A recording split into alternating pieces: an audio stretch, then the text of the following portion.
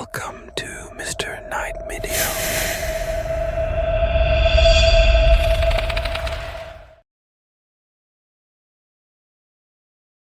It was 11 o'clock at night.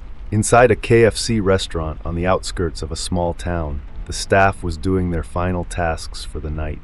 William, the restaurant's new manager, was overseeing the cleanup. It was his first closing duty, and he wanted to ensure that everything was done correctly without any mistakes. "All right, everyone, hurry up. It's already 11 p.m. We need to close the place in another half an hour," William said with a slight smile. Around him, the staff worked with tired eyes. James was in charge of cleaning the kitchen. John was putting away the last food stocks from the kitchen. Freddie was counting the cash, and Sophia was cleaning the front desk. None of them had much energy left, as the work seemed to be moving slower than usual today. Suddenly, something strange happened. The light in the back flickered and went out. The kitchen light had been acting up recently, so William didn't think much of it. "Is that light acting up again?" James said with irritation. William waved it off. "It's nothing. I'll get it fixed tomorrow. Let's just finish up." But the real trouble was about to begin. John suddenly came out of the kitchen and said, "William, was the freezer door open? I swear I closed it." William was startled. "Open? I checked it myself and made sure it was shut." John's face was tense. "Then who opened it again?" The situation was starting to feel strange, but no one was really scared yet. William thought it must have been a coincidence. But just then, a scratching noise came from the dining area. Sophia jumped in surprise. "Where's that sound coming from?" Everyone froze, listening. The sound seemed to be coming from the storage area. William walked over and opened the door. There was nothing. But strangely, the room felt colder. "Did someone go in here?" William whispered. Everyone exchanged glances, but no one answered. The atmosphere was growing tense. Then, one of the workers noticed something on the CCTV monitor. His eyes widened slowly. "What is that?" Freddie said in a trembling voice. William rushed to the monitor. On the screen, in one corner of the restaurant, where no one had yet gone to clean, a chair was sitting in front of a table. But the strange thing was, there seemed to be a shadow sitting on the chair, except no one was there. How is that possible? William's hand started to sweat as he stared at the screen, his breath catching in his throat. The scratching noise echoed again, louder this time. It was as if something was moving. Suddenly, a tray sitting on a table fell to the floor by itself. Fear spread across everyone's faces. The restaurant was now filled with an air of dread. The moment that empty tray hit the floor, everyone instinctively stepped back. The cold air seemed to pierce through their bones. No one could speak, but everyone knew something wasn't right. William tried to compose himself and said, "Everyone calm down. It must have been knocked over by the wind. Let's finish up and get out of here." No one really wanted to keep working, but another fear lingered in their minds. The thought of spending more time in this strange atmosphere was even worse. Sophia turned back to the CCTV footage. The shadow was still sitting in the chair, but now it seemed more defined. It slowly turned its head, as if looking down at the restaurant floor, as though it wanted to say something. "That's no ordinary shadow, William," Sophia whispered, her voice barely audible. Just then, the lights in the restaurant began to flicker. The lights rapidly flashed on and off. Everyone stood frozen in terror. They looked toward the kitchen and saw the freezer door swinging open and shut on its own. Some unimaginable force was playing with them. "Open the door! We need to get out of here!" John shouted in panic. He ran to the door, but it was locked. He tried pulling it, but it wouldn't budge. The lights flickered once more before going completely out. The entire restaurant was now plunged into darkness. Everyone's breathing grew heavy. Suddenly, a chilling wind swept through the restaurant. As they stood there, trying to figure out what to do next, James suddenly collapsed to the floor. Everyone rushed to her side. She was trembling as she gasped, "Someone was behind me. I felt their breath." William, panicked, lifted James up. "There's no one here, James. Calm down." But James looked at him with wide, terrified eyes. "No, William, it's real. I felt someone touch me." Freddie's voice trembled as he whispered, "We're trapped here. Something is in here with us, and it won't let us leave." William pulled out his flashlight and said, "We have to find a way out. We have to do something." He looked toward the door, but his eyes were drawn to the corner, where the shadow was no longer sitting at the table. It was slowly rising to its feet. What is that?" William's voice shook with fear. The shadow was moving toward them. Its form was shifting, and as it moved, the air around them seemed to grow heavier. A black liquid began to seep from beneath the shadow's feet, spreading across the floor. Everyone backed away in terror, but the menacing presence didn't stop. Objects around them began to fall. Glasses shattered. The shadow moved closer, silently, relentlessly. "This is a curse," William said, his voice trembling. "This place is cursed. We have to get out." But the problem was, they didn't know how to escape the curse. The mystery of the curse began to unfold as William and his co-workers tried to figure out how to survive the strange entity haunting the restaurant. William knew that something unnatural was happening here. The eerie shadow, the scratching sounds, and the locked door, there was a deeper secret behind it all. James, still gasping for breath, said, "My grandmother once told me this place used to be a graveyard. A long time ago, a terrible accident happened here. But I was a child back then, and no one paid attention to those stories." William was stunned. "A graveyard?" he asked in disbelief. "Yes," James nodded. "A long time ago, those who died here never found peace. Someone removed their graves, and ever since then, strange things started happening." William exhaled in shock. "So that's the curse. The spirits of the dead can't rest in peace." Suddenly, John's panicked voice broke in. "But why just tonight? We've never seen anything like this before." Sophia, staring at the monitor in fear, said, "It's a full moon tonight. I think the spirits gain strength on this night. Maybe this is their time to return." William's mind began to clear. He realized the restaurant had been built on the old graveyard.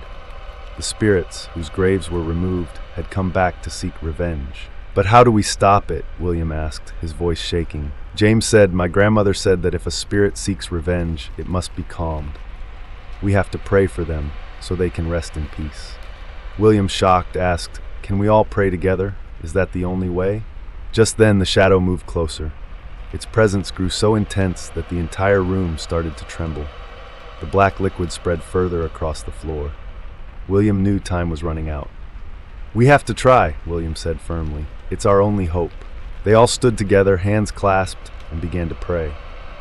They prayed for the spirits to find peace. In their hearts, they had only one hope: to escape this curse as quickly as possible. At first, nothing happened, but suddenly the terrifying shadow stopped. A cold wind swept through the restaurant, and slowly the shadow began to fade. William and his co-workers breathed a sigh of relief. They realized that the prayer had worked. The cursed spirits had returned to their eternal rest. A few moments later, the lights returned to normal. The doors unlocked.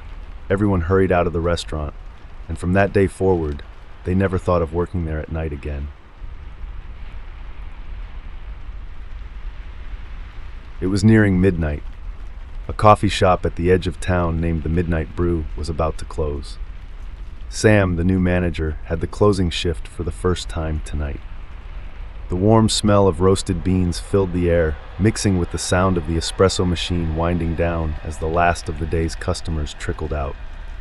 "Let's wrap up quickly, folks. It's almost 11:30. I want to be out of here by midnight," Sam said, checking his watch.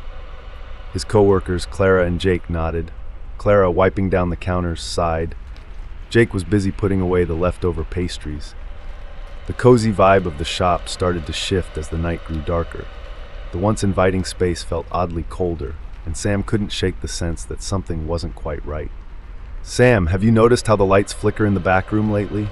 Clara asked, pausing her work. Her voice was low, almost a whisper. "Yeah, I did, but it's probably just old wiring. We'll get it checked out soon," Sam replied, trying to stay calm, though he too had noticed the strange happenings around the cafe over the past few nights. As Sam moved toward the back room to check on things, Jake came over with a frown. "Dude, the fridge door keeps opening by itself. I swear I've closed it 3 times already. There's something off tonight." Sam walked to the kitchen to check.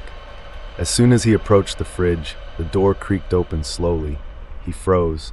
His reflection in the stainless steel was staring back at him, but for a split second, it didn't seem like his reflection at all. Something was off, too blurry, too shadowed. Okay, maybe it's time to wrap up for real, Sam said, trying to brush off the eerie feeling that crept up his spine. Just then, the shop's front door, which had been locked, creaked open by itself. Clara gasped. "We locked that door, right?" "Of course, I double-checked it," Sam said, his heart now racing. They gathered around the door, but no one was outside. Jake, ever the skeptic, chuckled nervously. "Maybe it's a draft or something. This place is old." But as they turned away, a soft voice whispered, "Stay." They all froze. The voice wasn't theirs, and it didn't come from outside. It seemed to echo from within the cafe, as though the very walls were speaking to them. Sam's pulse quickened. "Okay, that's it. We're out of here. Let's..." The lights flickered, and suddenly, the whole cafe plunged into darkness.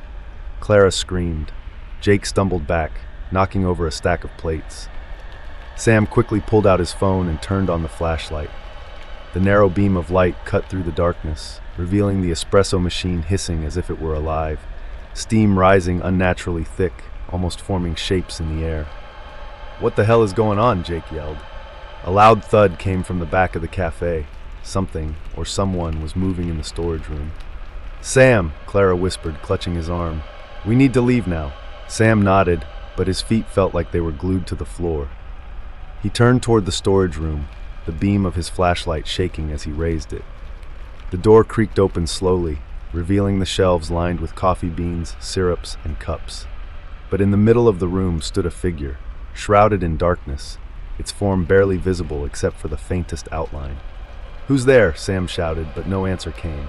Suddenly, the figure moved, a slow, deliberate step forward. The air grew colder, and the overwhelming smell of burnt coffee filled the cafe, turning the once inviting aroma into something sickening. The lights flickered back on, but the figure remained, more defined now, pale, with hollow eyes and a gaunt face. It looked like someone or something from a nightmare. "Get out," it whispered, its voice raspy, echoing the same word that had whispered before. Sam, Clara, and Jake turned to run, but the doors to the cafe slammed shut. They were trapped.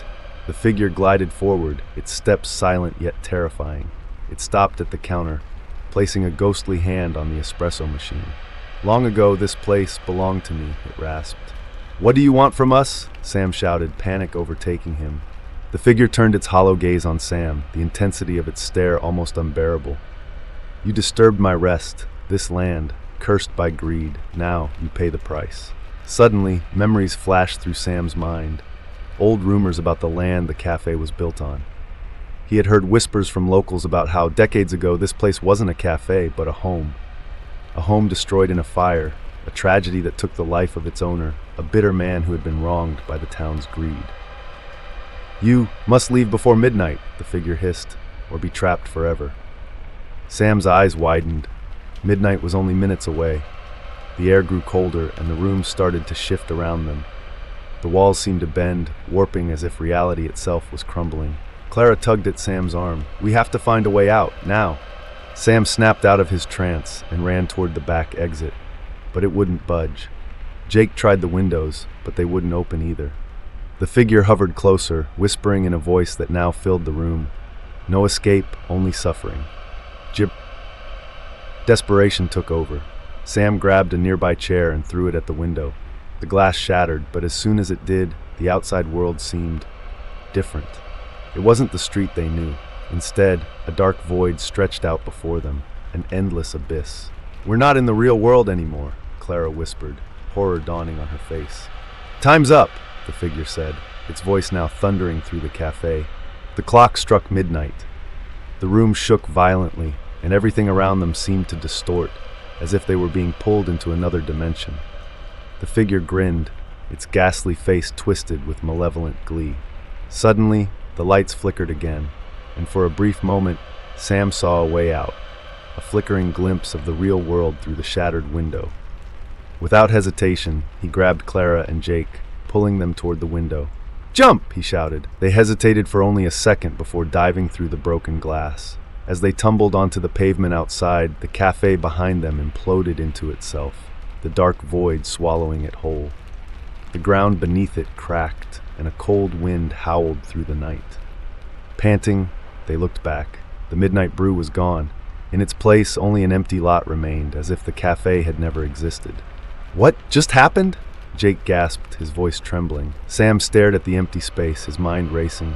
The curse, the land, it wasn't just a story. Clara, still shaken, whispered, "We need to tell someone. We need to make sure no one else builds here." As they walked away from the cursed lot, the wind carried with it a faint whisper, "I'll be waiting." Sam glanced back one last time, knowing that the curse wasn't over, just hidden for now.